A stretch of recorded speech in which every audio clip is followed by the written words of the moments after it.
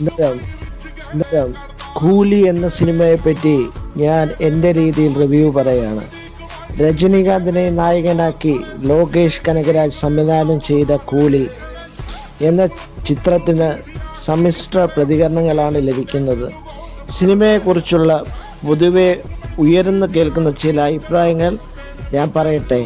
സിനിമയെക്കുറിച്ചുള്ള നല്ല അഭിപ്രായങ്ങൾ ആദ്യം ഞാൻ തന്നെ പറയാം. രജനീകാന്തിൻ്റെ സ്വാഗും സ്റ്റൈലും നിറഞ്ഞ പ്രകടനമാണ്. സിനിമയുടെ പ്രധാന ആകർഷണം അദ്ദേഹത്തിൻ്റെ പഴയകാല മാസ് സിനിമകളെ ഓർമ്മിക്കുന്ന രംഗങ്ങൾ ആരാധകരെ ആവേശത്തിലാക്കുന്നുണ്ട്.